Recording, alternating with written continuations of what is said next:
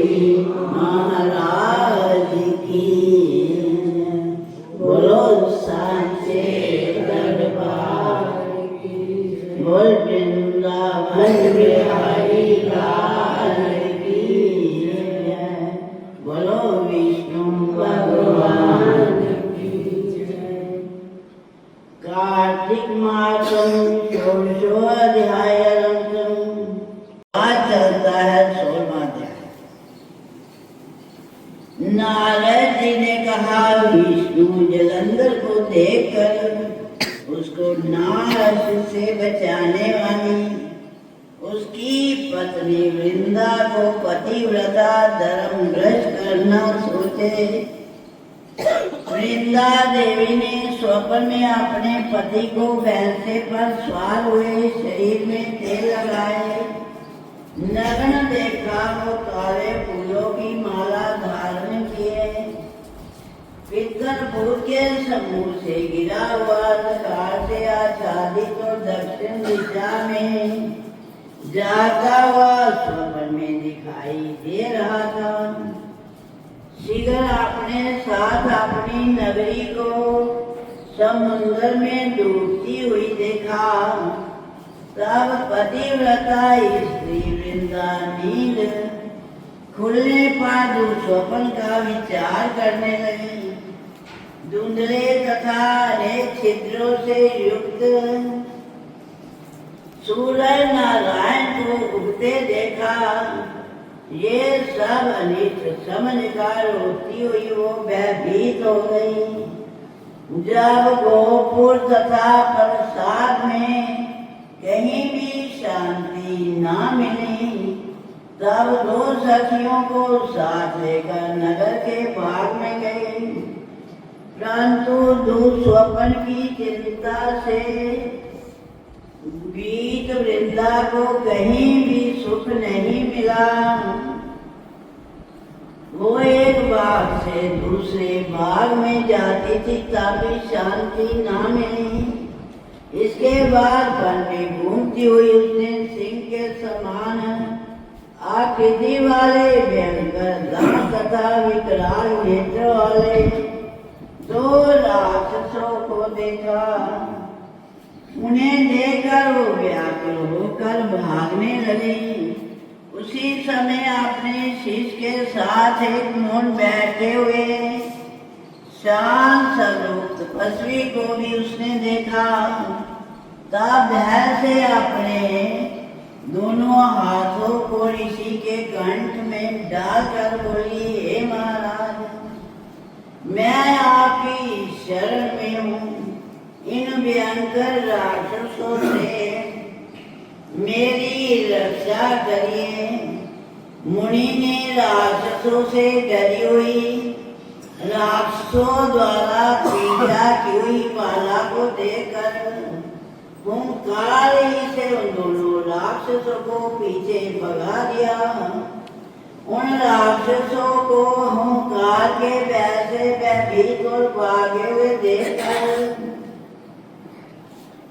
भूमि में दंडवत प्रणाम कर वृंदा कहने लगी। वृंदा ने कहा, हे कृपा निधे, भयंकर भय से आपने मेरी रक्षा किया है, इसलिए मैं आपसे कुछ विनय करना चाहती हूँ। आप कृपा कर सुनिए। हे सुव्रत, मेरे पति देव जलंधर महादेव जी के साथ युद्ध करने के लिए गए हैं। वे युद्ध में कैसे हैं, आप कृपा कर कहिए। नारद जी ने कहा। उसका वचन सुनते ही मुनि ने कृपा दृष्टि से ऊपर को देखा। उसी समय दो बंदर वहां पर आए और प्रणाम कर मुनि के सम्मुख बैठ गए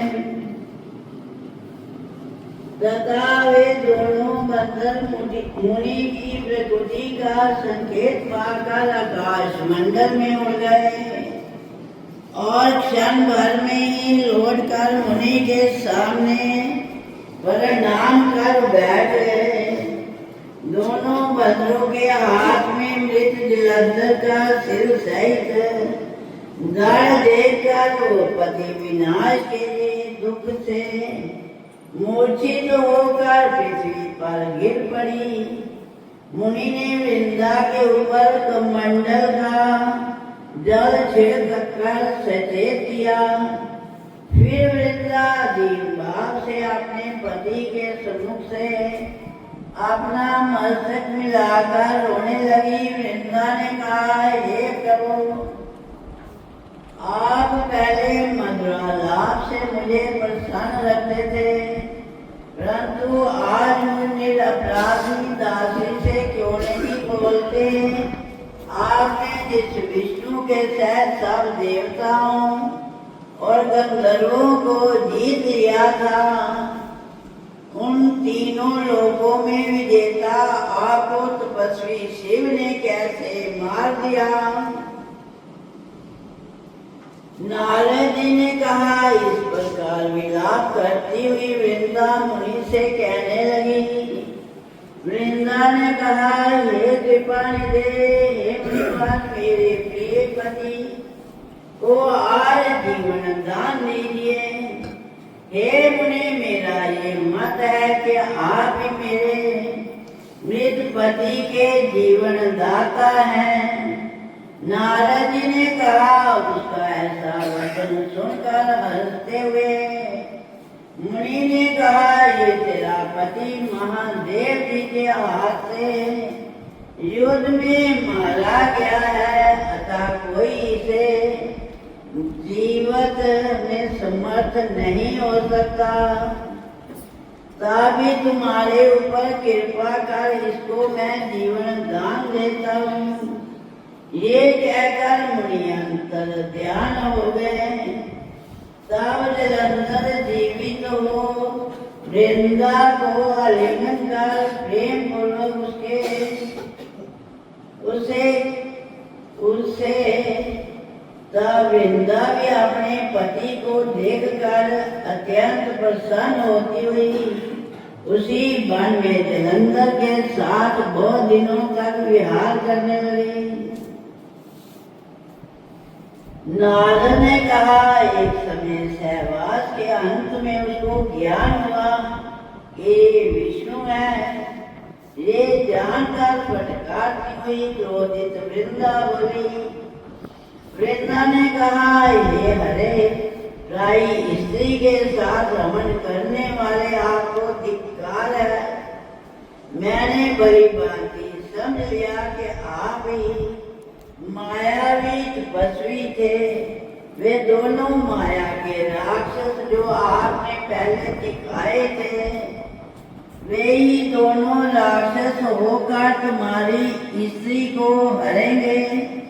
स्वयं तुम भार्या के दुख से दुखी होकर वन में बंदरों से सहायता लोगे और समग्र संसार के स्वामी होते हुए भी तुम वन वन में स्त्री के वियोग में घूमते फिरोगे।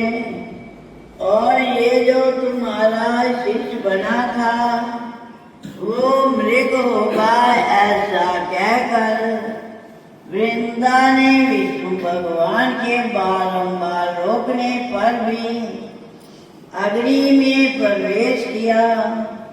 तब विष्णु भगवान बार बार वृंदा का ही स्मरण करते हुए उसकी चिंता की भस्म तथा धूलि को शरीर में लगाते हुए वही व्याकुल होकर पड़े रहे।